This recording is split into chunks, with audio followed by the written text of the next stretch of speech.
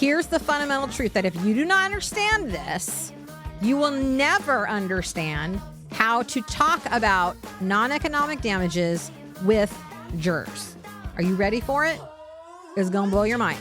Here it is. The fundamental truth. Get a piece of paper out if you're not driving to write this down.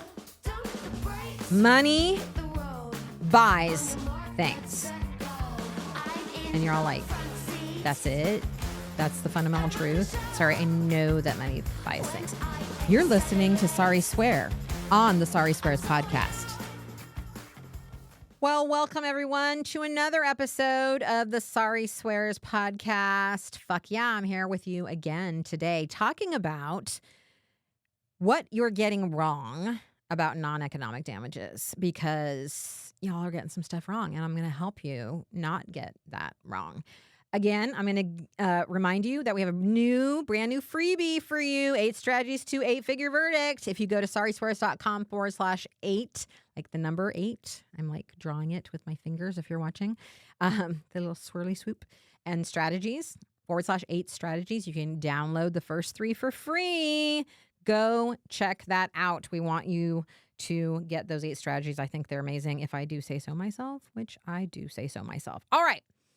So we, back in October, did our first ever Command the Courtroom on damages. And if you're not sure what Command the Courtroom is our 12 people max, small group, 2 days, on your feet learning. You get to bring a case, so you can charge it to a case. You actually are required to bring a case to work on when you're here. And it's me and Coach K at the front of the room working with you on voir dire, if you came to that one, on opening. We've got one on closing coming up in January. But our first ever damages one was in October.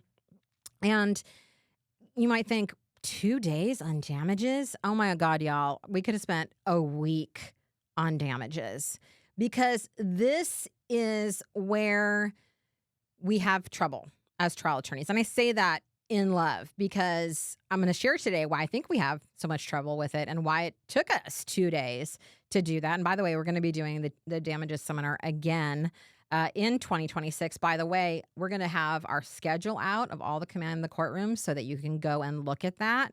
Hopefully before January, but at least in January, that'll be up on our website. So you can go and check and get registered, because I think we're only doing 6. So 6 times 12 is a number that I don't know what the number is right now. I think that's 72. So like that's the most people that can come out next year. And we've got thousands of you listening to this podcast and on our email list. I don't math very well. I'm not down with the mathing. My kid is down with mathing, which we're like, is it possible that we adopted a kid and didn't know? Because are they, I got to remember the they, it's not she, it's they, good at math, when Kevin and I suck at math. Like we suck at math. Speaking of math, this has nothing to do with math, but it was so funny when we were talking to David about taking over the podcast, and we were just chatting in the other room this morning, and I was like, do you know where Gretel is? And he's like, what? Who's Gretel? And I'm like, she's probably in Kevin's closet in his office. And he's like, okay, there's a person in the closet. And then I had to explain that Gretel is this plastic head with blonde hair that I made Kevin buy. Some of you may remember this story, because he used to have me come out for all our video stuff and stand there doing nothing, which for me, a very impatient person, while he got the lighting right, I was not willing to do. So he bought Gretel off Amazon or somewhere. And then we would put her around the office in various places to scare our employees. So I was like, where's Gretel? So anyways, that has nothing to do with anything. It just reminded me to talk about Gretel. I should bring her into one of these seminars. In fact, David should actually put her like here next to me. So it's like a guest. We could interview Gretel. Except for she doesn't talk about it. If she talked back, that would be a little bit concerning. Anyways, well, it's funny because at that moment we're talking about Gretel, who David's like, who? Then Meg walks in and she's like, do you still have the saddle? And I was like, oh, you mean the sex toy? And then David's like, okay, I'm quit now because this is crazy off the shit stuff. And I'm like, wait, let me explain. And so when I spoke at KAJ last year, man, we're really going off the rails right now. Kentucky Association of Justice, they gave all the speakers a speaker gift. And their speaker gift, because the Kentucky Derby was this bridle, or I don't know what you call it. It's not a saddle, but it's like a it's a horse thing. It's leather. It had the name on it. And so, when Javon, who was an H2H crew member, he was president that year, gave it to me in front of 300 people. I said, "This is a sex toy, right? Like this is a sex toy." So all of that converged today and made David very confused. But now he is up. He's in the up and up. He knows what's going on. All right. I don't know what that had to do with anything except for I'm sharing the things going on in H2HQ today. So damages. This is where y'all struggle. So what do we struggle with? Here's what we do not struggle with. We do not struggle with economics. Now, the one place we do struggle with economics is whether we should keep them in the case or whether it's a low anchor and all that. That's not what I mean. I mean, we don't struggle in communicating them to the jury. But where we really struggle is with the non-economics. My question, though, is why? And here is the big fundamental truth. If you get nothing else today, you got to leave with this.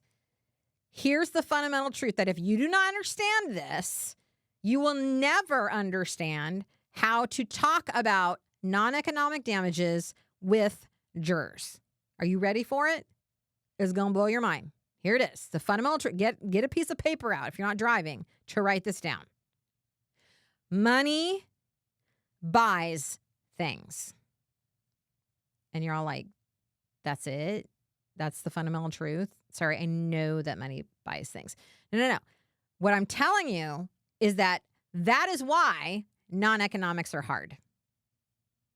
Let's think about this with economic damages. This is why economic damages are easy. Because we're going to show the jury receipts and invoices and life care plans and all the things that money can buy. We all conceptually understand that the way money operates in our society is to buy things, right? Whether that's actual tangible things or to pay for services, right? Services and goods. You hear that all the time. So I'm not tangibly giving people something when they hire me as a consultant. I mean, sometimes they get a workbook or whatever, but right, they're buying for I was going to say my time, but they're not buying my time. They're buying my genius, right? They're buying what they hope we create together by the end of that, which we almost always do. I would say always, right? It's a surgery. We're paying for something somebody did for us. That's why it makes sense, because that's how money operates in our world. And where you are all getting off on the wrong foot with damages is that you are trying to use the same model in which we talk about economic damages to explain non-economic damages. And that is a problem. I mean, we know that jurors will give economic damages all day long. If I say to my jury, hey, this case is about someone who stole $10. How much would you award in a case like that? Although I would never say award, and I would never ask any of these questions, but you get my point. They would say $10, maybe plus interest.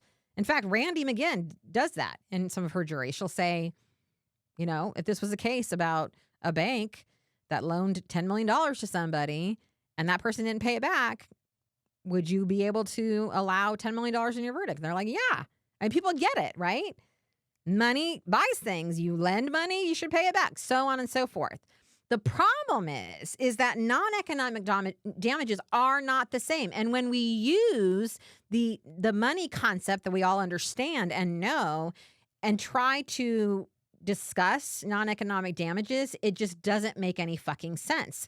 And when things don't make any fucking sense, jurors just nope out, which is why we don't get the damages that we need to be getting at trial. Now, they either nope out, we get no damages, or we get low damages. And here's why. Because they will use what they understand, which is economic damages. Let's say that you have, even $500,000 in economic damages in your case. And they'll say, well, okay, I guess for then the non-economic damages, maybe 3 times that. So you'll get 1.5 and 5 for, $500,000 for your economics. And now you've got a $2 million verdict. When in actuality, the non-economics should have been 10, not 1.5. But because you didn't know how to talk about that with your jurors, we are leaving money on the table. So This is why we spend so much time on this back in the H2H crew, talking about how to talk about money. And we have a brand new closing template that we're using. And, all of that said, the first thing that we need to do if we want to avoid them noping out altogether, because again, they'll do that when they're confused, or low damages, is we have to separate economics and non-economics altogether. We have to talk about them like they are two totally and complete different things. And that is not how most of you talk about them. Most of you talk about them as if they are the same thing, just a little different. No. If you do that, again, they're going to either anchor low with the economics, or they're going to use it as a formula, which, if you don't eat the bruises by Mitnick, who I adore, don't be talking shit about Mitnick, even though I don't agree with him on the whole pie eating thing. I love that man. He says, if you're actually asking for 1.5 million in non-economics, then that's a great way to do it. Suggest 3 times this. But most of the time, that's not the case, right? Most of the time, we want bigger non-economic damages. So the place that we start that separation in H2H method is in voir dire. And that is in our price versus value process, where we talk about how there are 2 different types of damages in this case. Now, we start by asking jurors, what can money do? Now, notice the language there. It's not, what can money buy? It's, what can money do? We ask jurors, what can money do? Now, even in that scenario, they're going to give us things money can buy. Even though I said do, they're going to give us, at least first, things money can buy. So they're going to say things like medical bills. So I'd probably say something like, what can money do when someone's injured? And then they'll say medical bills, or pay for damaged property, or pay for, lost time at work. That will come out of their mouth first time, every time. Because again, it's not because they're evil and horrible and they don't want to give you money. It's because that's how money works in the world. That's where our brain goes, to things that money can buy. Now, that doesn't mean I'm going to say, what can money buy? I'm going to say, what can money do? Because even subconsciously, they're going to be thinking what it can do. And once you get even one thing where somebody says, well, it can make up for, or it can, pain and suffering or whatever, you're going to we physically separate them. So as we're asking the juror and they're saying medical bills and all, we write that on one flip chart. That's to the right of the or to the left of the courtroom. And then as soon as I hear pain or suffering or make up for not being able to do the career that you loved, we walk over. We don't label them yet, but we walk all the way over to the other one, and we write it on that one. We don't even label them. We just say, what else? Once one person says a non-economic damage, normally the group will give you more. But you can also say, what about things like no longer being able to do the career that you love? Does that have value? You can add that. Most of the time, they will give it to you. So we start by separating it there. We have a whole process there, and that's not what I'm talking about today, but we separate it. We separate it again in our opening statement when we're talking about how money can help, although I'm changing that to what money can do section. Our 9-part template calls it how money can help, but I'm talking about what money can do. And we use David Ball's fix, help, or make up for. And we talk there about the things money can fix. Those are economics, right? Right? We can repair bones. We can repair damage. We can, right? Things money can help, right? So we can hire a caregiver. We can put in a wheelchair ramp. And then we separate it again. But there are things that cannot be helped or fixed. And those are things that can be made up for. And those are those second types of damages, again, that we talked about in voir dire. The reason we call it price versus value is because money, again, is something you buy. It comes with a price tag, right? When the hospital sends a bill, it doesn't send it in and just say, pay what you think. It has numbers on it. It has a price on it. When we go to a store and we pick something up, it normally has a price tag on it. I picked something up the other day and it didn't have a price tag on it. And Kevin's like, well, if you have to ask, maybe you can afford it, right? Some things don't have price tags on it. But we use different language. We say there are price damages. Those are economics, things that come with a price tag. And there are value damages, things that don't come with a price tag, but have value. So we start that conversation there. Now, let's talk about an opening, how we separate it even more. There's a way to separate them without even you're separating them, is talk about non-economics more than you talk about economics, right? Because they're more important. Just today in our voir dire circle call, we talked about how you can actually change the tone of your voice to indicate they're more important. So you can say, now these are the easy damages. These are the ones you can take out your calculator, you can add it all up, you can check our math, and boom, you get a number, right? Notice my voice. But these, as they walk to the second flip chart, these damages are more difficult because these damages have value, but they don't come with a price tag. Notice how just non-verbally I make them different. I separate them. In opening, I'll talk less about economics and more about non-economics. That's another way I separate them. I give more time to the one that is important. Now, here's one that may blow your mind because when I taught this in the closing seminar, people are like, I had never thought about this before. Let me ask you, when you're talking, in closing and you're going into the details about the things, which one do you do first? Economics or non-economics? Yeah. If you're like most people, you start with economics and then you end with non-economics. And I get that with primacy recency, but I suggest you do it the opposite. Because which one's more important? It's the non-economics. So in the H2H closing template, we start with the economics. That way you also don't anchor a lower number. We don't start with 300,000 and then start talking about something with 10 million. We start with 10 million. And then we're like, oh yeah, and then here's the economics, and they're about 300,000. It's an afterthought because it is an afterthought. It's not the most important thing. The non-economics are the most important thing. Now, one of the things that is in the new template that I did want to share with you today, so I just have to open it here because I want to make sure that I have it so I can read it to you, is we're talking here about money and what it represents. Because here's what I want you to understand too, is that in this case, money isn't buying something. And you may even say this to your jury.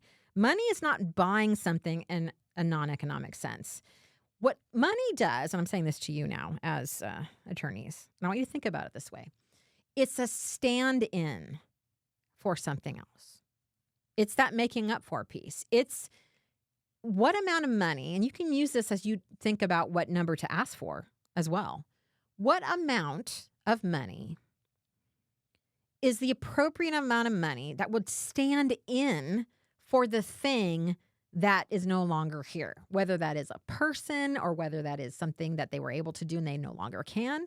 That changes the conversation, does it not? I know it did for all of our participants in the damages seminar because they were thinking, oh, almost all their numbers went higher. What's the stand-in for never being able to trust your doctor again? What amount of money would stand in its place and be able to hold the weight of that? You can think of it kind of like a pillar. Can stand in like a leg was swept out from a table, a or chair. How that leg that we're going to replace has to stand and hold the weight of the person sitting on it. What's the right number? But here are the three things that in our new template that I wanted to share with you that we how we introduce the number. And so this is scripted, which we rarely script things, but I put it in here. And again, I don't ever expect you guys to say it word for word, but just I wrote it out so you had an example. And so this is step 5 and where we're talking about the money, but I'm taking out of context here, which is as I was thinking about what amount would stand in for the things money cannot buy in this case. Actually, let me start back with step 4, which is separating price from value. I'd like to start with the value damages first because they are the most important. These are the things like, and then you put in things that you got from the jurors in voir dire, walking your daughter down the aisle or a beloved pet or whatever. Time with family, hobbies, a cherished pet. They don't come with a price tag, but they have incredible value to all of us. As you've seen over trial, these are the very things that were taken from the plaintiff. You wouldn't say plaintiff, but I don't know the name of your plaintiff, so I'm just saying plaintiff here. These are the things that money cannot fix or help. Money in this context must act differently than how we usually think about money. So notice there, I'm even telling them you can't think about this in the same way. There's another separation. It has to make up for something instead of buying something. It has to stand in for the thing that cannot be bought. Do you see how this changes the conversation? I hope so, and you're welcome. As I was thinking about what amount would stand in for things money cannot buy in this case, I thought about three things: what this number represents, what this number does, and what this number prevents. First, I thought about what this number represents. It represents that, whatever the non-economic damages are in your case, matter. These are the things that make us human and make life worth living. So I knew that this number needed to communicate how much these things matter. Next, I thought about what this number does. And what it does is hold the defendant, although I would use their name, responsible. So I asked myself, what amount of money would truly hold the defendant responsible for taking these things away from the plaintiff? And finally, I asked myself what this number prevents. I wanted a number that would help prevent this from ever happening to another person again. Now, on that last one, you may be like, whoa, that's too close. That's too close to punitive damages. Some of my lawyers have said it's too close. Others lawyers are like, I could totally get away with that. The point is that you can have three different things. This is just an example. These are the things I thought. Maybe you thought of three different things as you were thinking about the number. But here's some things to play with. What it represents, what number would hold them responsible, and what it prevents was what I came up with and would work in several jurisdictions. It may not work in yours. Now, this is the one piece that I think everybody could use, which is, but the one thing I did not do is ask the plaintiff, again, I would use their name, how much money they wanted. And here's why. Plaintiff doesn't want money. They want what was taken from them. And unfortunately, not even you can give them that. All you can do is return a number that makes up for what was taken from them. And in doing so, hold the defendant responsible and prevent this from ever happening to someone again. The point, my friends, is that you have to teach the jury to think about non-economics differently. And we do that by separating them both on different flip charts, both in, fix and help and make up for, both in the way that you use your tone of voice, both in which one we talk about first, right? There's always that we can separate them. And you teach them that it is a stand-in for something. It's not a number that will buy them something. It's something that stands in for something. I mean, really, you can say to the jury, this number represents what you as a jury, how much you value these things that, again, are common to all of them, not just to your plaintiff. Family, how much family matters, how much your vocation matters, how much all that. That's the number you have to return that says this is how much we as a community value these things. So the last thing I'll say about this is, in order to properly talk about and teach the jury to think about non-economic damages differently, is that you have to deal with your money stuff first. We had a whole session on that in our 2 days where we just talked about our own money stuff, which I'm so grateful that the people were willing to do that. Because if you have shit around money, and if you think that you're being greedy, and if you think the number that you're asking for should be the number that doesn't make you look greedy, then you got it all wrong. The number should be the right number that stands in for the thing that we can't ever replace, and that we can't fix, and that we can't help. That's the right number. It has zero amount to do with what makes you feel guilty or, what's the word that I'm looking for when it's leaving me. But that's not the right number. That shouldn't even be part of the conversation. Now it is, naturally, we all have problems talking about money, and I've always said, I said I would never say that again, but I have always said that y'all deal in money. So if you don't fix your money shit, this will always be a problem for you. And the things that I've talked to you about today will always be an issue if you don't fix that first. So I want to end with that these are all things that you can do, but until you really work on your money problems and issues, this will continue to be a problem. Now, luckily, back in the crew, I have a whole training on how to deal with your money shit. So come join us. You can join at sariswears.com/play if you want to come in there and play with us. But I hope this helps. Really differentiating why it's difficult, because money buys things, and you have to teach the jury that in non-economics, money is not going to act that way. It's going to act in a different way. And that, my friends, is going to change the whole game. All right, I'll talk to you next week.